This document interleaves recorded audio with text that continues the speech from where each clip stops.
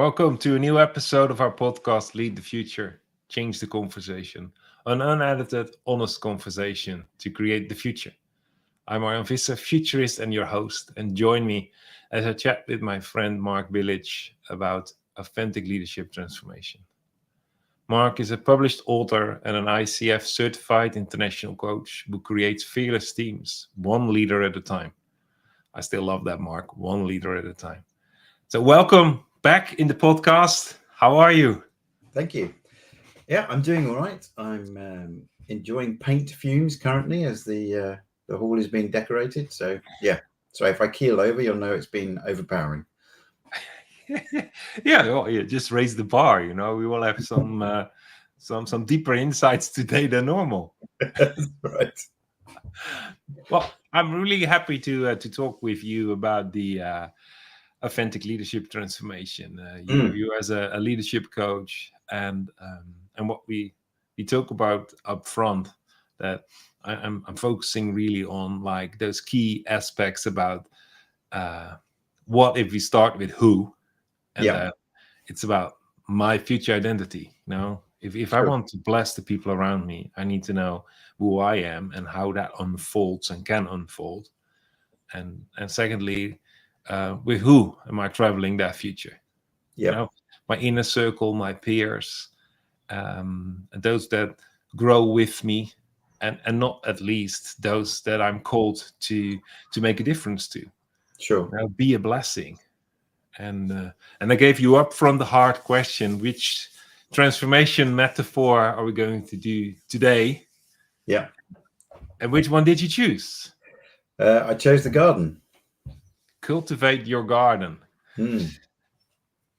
Yeah, that's a very, I think, vivid image of like cultivating a garden. And well, actually, something that just slips my mind has nothing to do with the topic, but I was going through my marketing preparation, and then figuring out what's my sub niche, Okay.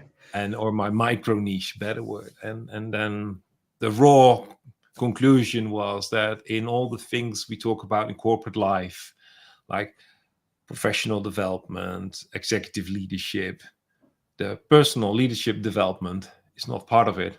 It is in the section of gardening. It's alongside the other hobbies.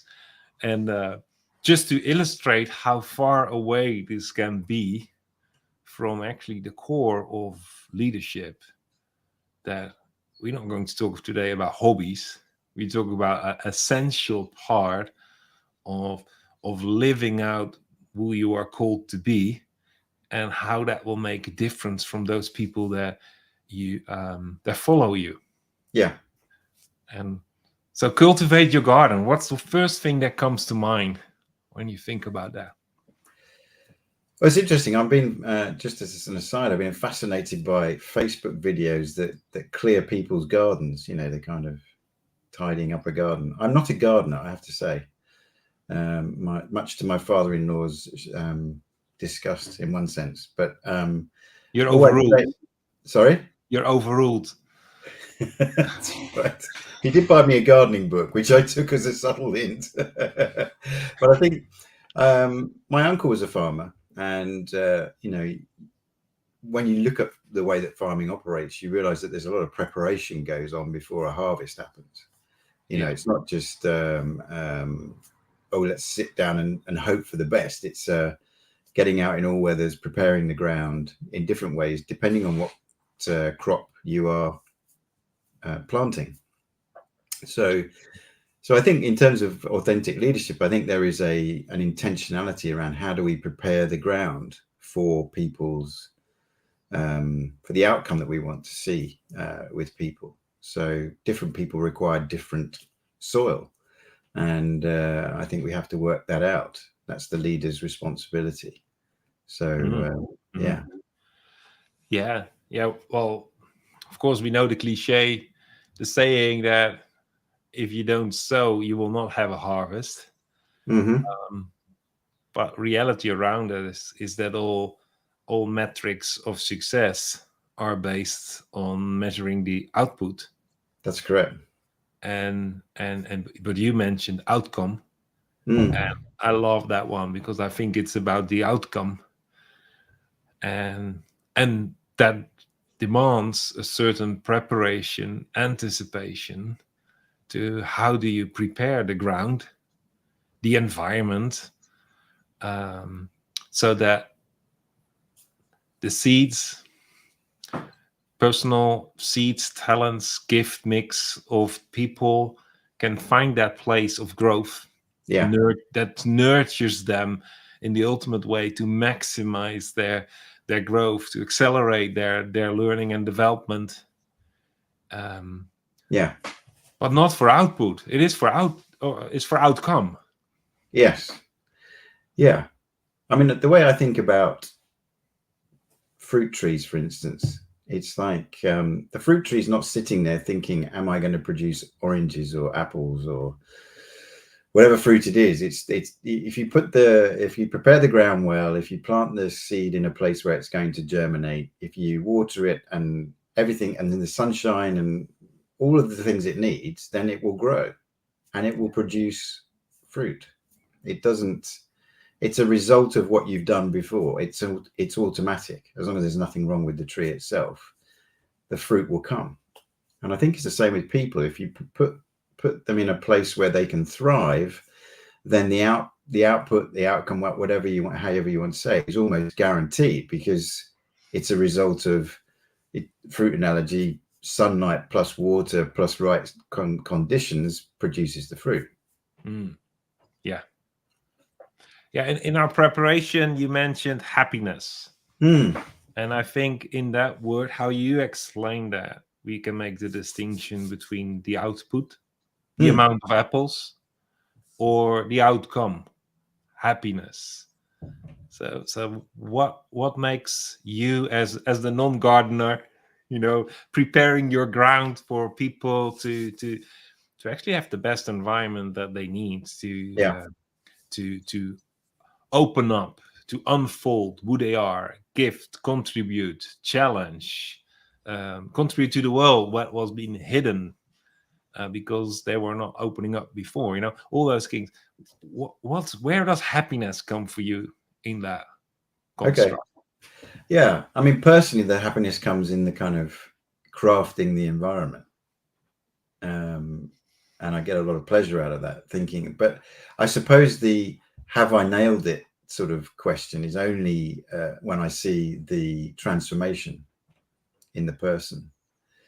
Yeah. And so I think there's probably two places where happiness happens for me. It's like the actual getting involved in actually putting the whole thing together, thinking about how people thrive in their own skin, as it were, but also the kind of, oh wow, look at what they just said or contributed or did, then I think that was very satisfying. So I think that's I think there's a couple of places there, but I think it's the kind of creating the structural environment that helps people produce that outcome, and then it's the outcome in itself. It's like, oh wow. I mean, yeah. As a futurist, I would say that's one and the same place. Right. Sure. Yeah.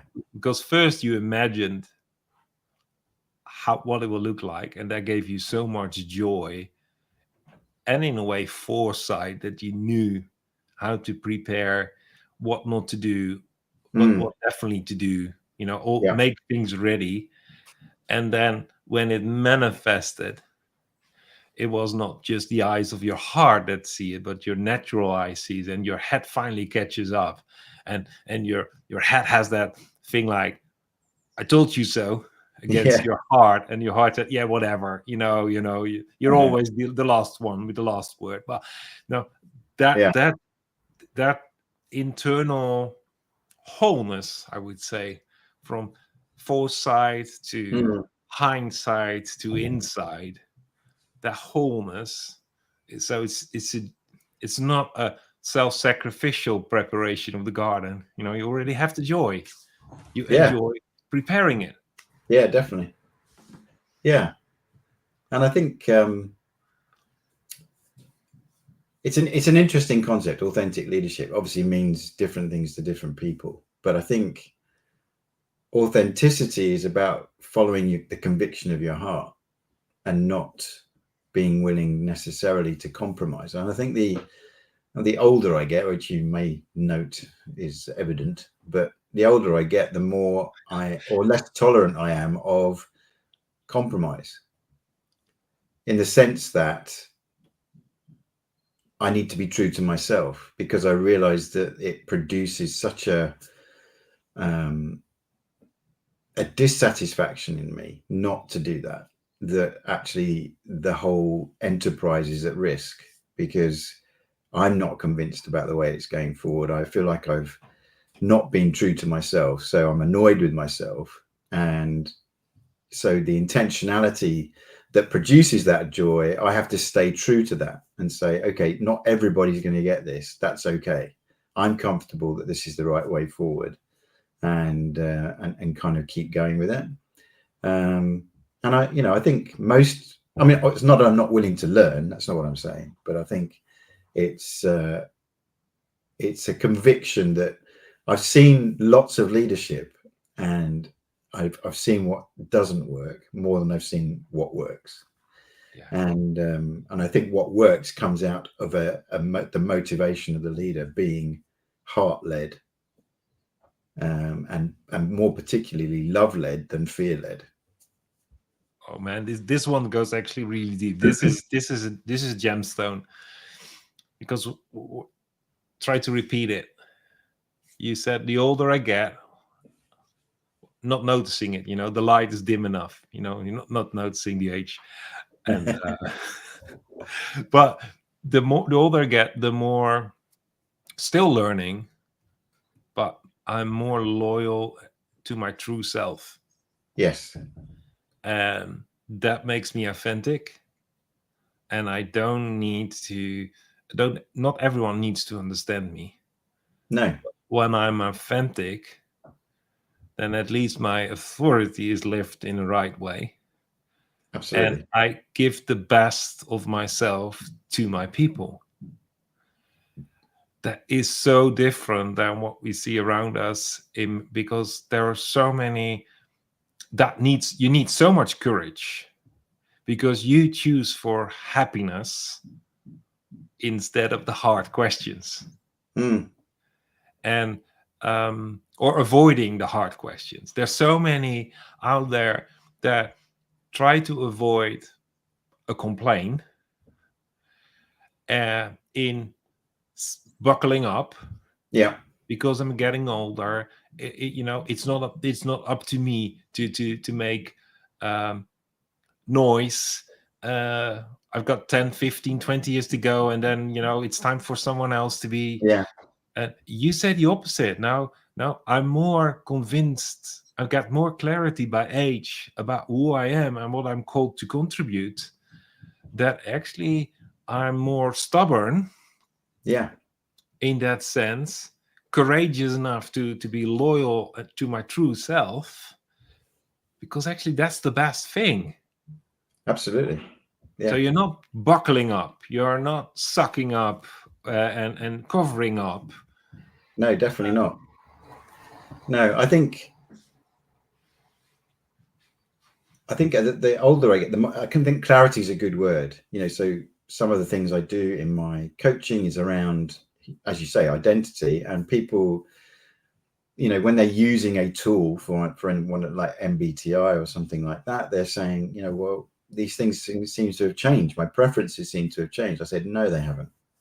No. You've just become more clear about who you are. Absolutely. And I think that that's a maturity issue. And I think we don't celebrate that enough. It's like, okay, look, clarity is really, really amazing. When you get clarity, you know what to say no to, and you know what to say yes to. And the things that you can say yes to energize you. The things that you say no to, full well they're going to cut your legs off, or you're going to expend an enormous amount of energy just to be something you're not. So yeah.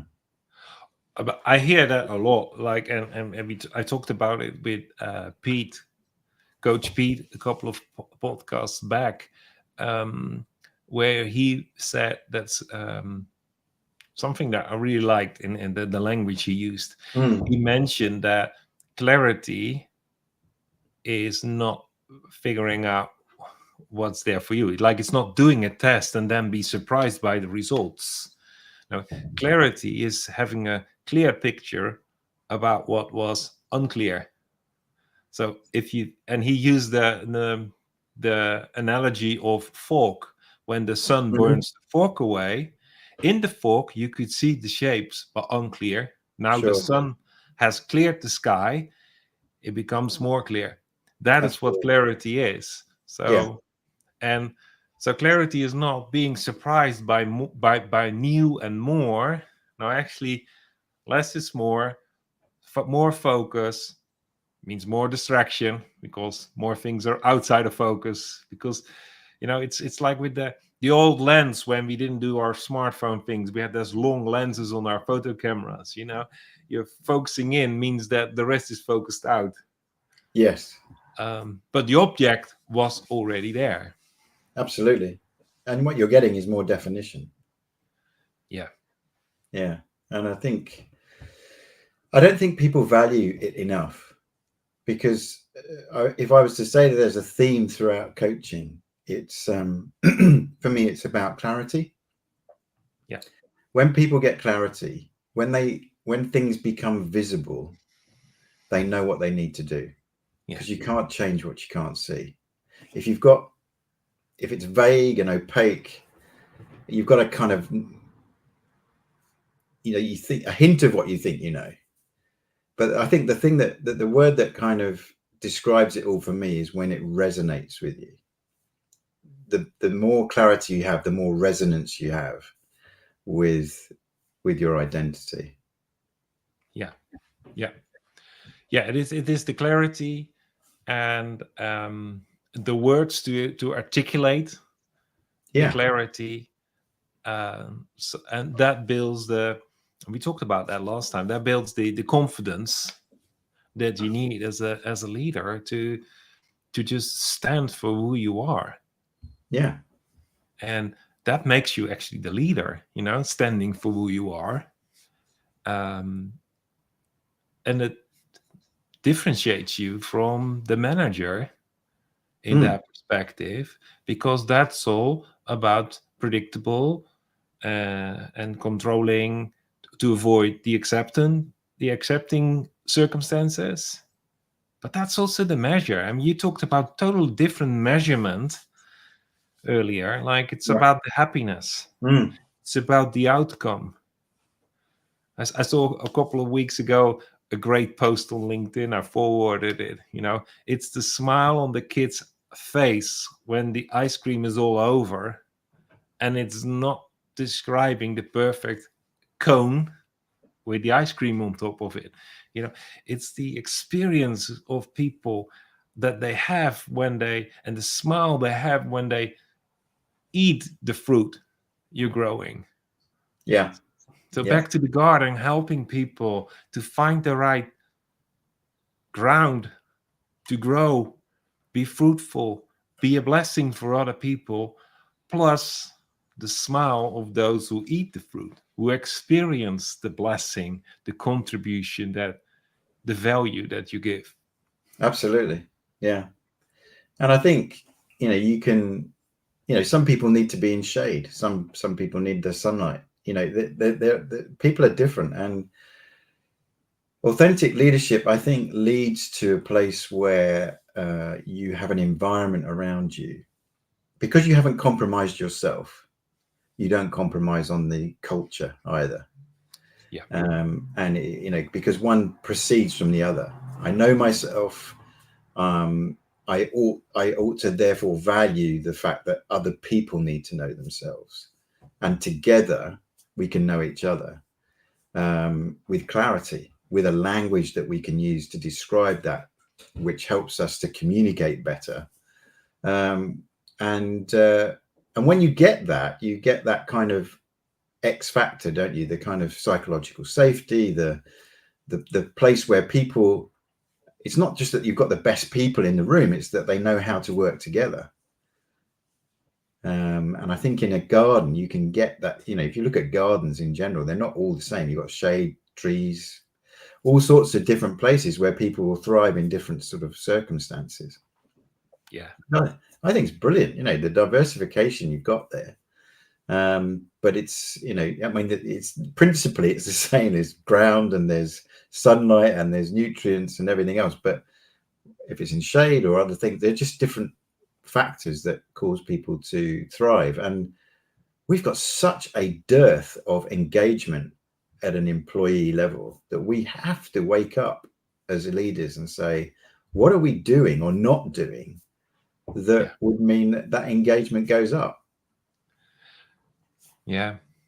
Well, it's you know, we love to use the word culture that we create around us, you know, all the way from an atmosphere to a metron to the learning environment, and then we bring it all back to word culture. But for me, the word culture actually means cultivating the ecosystem. Absolutely. So there is an active verb in the word culture, and it is not a barometer output. No. And it's also not something that you design and implement. No, it's the process of gardening through the seasons, and every, like, great example, you know, some people need more shade than others. Some people are evergreens, you know, and are beautiful in the winter, while others give that beautiful smell on a late summer evening, you know. But that makes the garden a fascinating place to come to your core self every season of the year. Yeah. And it's an amazing picture as well, isn't it? And it invites you to celebrate difference. Yeah. You know, which is great. True difference. Yeah. True difference based on people flourishing, bearing fruit, being a smile for someone, making a difference for someone. That's different than just quantities, checklists. Absolutely. It's a living thing. I think that's what we forget. It's a living organism that we're dealing with.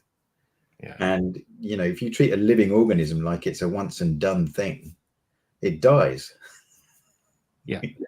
It illustrates perfectly that maturity is not a state, but maturity is an evolving thing.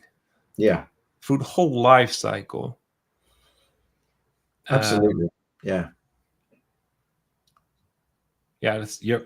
We'll both start to dream off of that picture. But I think, you know, the core element that you mentioned for me is actually taking a stand for who you truly are. You know, if you're not authentic, then your authority becomes authoritative. Yeah. It's unhealthy. Yeah. But when you're authentic, your authority is that space around you that you have to be aware of, that you can cultivate that as a garden for people to be in your shade, or people being fully in the spotlight, in the open sun. Yeah.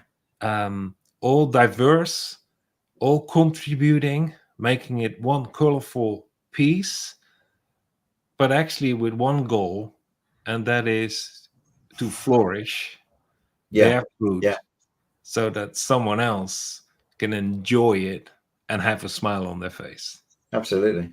Yeah. Well, that's well put. Yeah. So what key element did I forget we talked about? You're asking now. A trick question. No, just wrapping up, you know. Yeah. I think there's a couple of things there that authentic. We need to be authentic, but we also need to be clear about the journey. And the journey on authentic leadership is to lean into intentionality and lean, therefore, into discomfort. At times, being authentic is uncomfortable. Yeah. And I think that we need to normalize that and say, this is not something to be afraid of. It's something to push through with the, if you've got that picture of the garden in your mind, that kind of vision that you have, this is where I'm headed, and I'm willing to go through this discomfort to get there. Yeah, there's discomfort. And that's why you need to have that vivid image of the happiness, the outcome.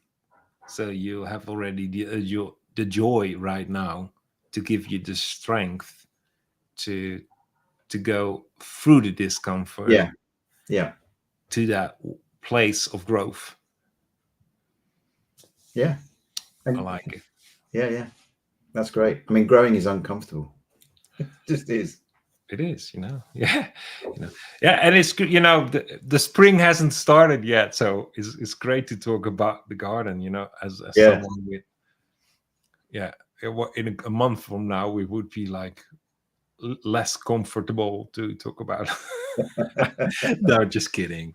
So, well, but I think that's for me also the invitation to those people who have listened all the way to the end. If something resonated with you, and I truly believe something resonated with you, something gave you a smile, then actually you're looking forward to another outcome. Then you with let's call it your eyes of your heart that already see it, while the eyes of your head are still longing for it. Yeah. Then I want to urge you, listen to your heart, take yourself really serious, and just reach out, connect to Mark, connect to me. Use the link businessrevivalist.com/connect if you want to just have a short chat about what could help you as a next step, because it's about your clarity, and it's about your language to be able to explain it to yourself before you're able to explain to someone else. We tend to say, like, your words expressing what you truly believe helps you to also build the faith and the action and that the other people need to see the example to follow. Well, please connect. Don't waste this trigger, and just reach out. Mark, thank you for your time. Thank you. Thank you for having me. I really enjoyed it, and I'm looking forward to explore another metaphor of transformation in a couple of months. Well, it depends a bit how the gardening goes, of course. We'll see. Take care. Bye. Thank you. Bye-bye.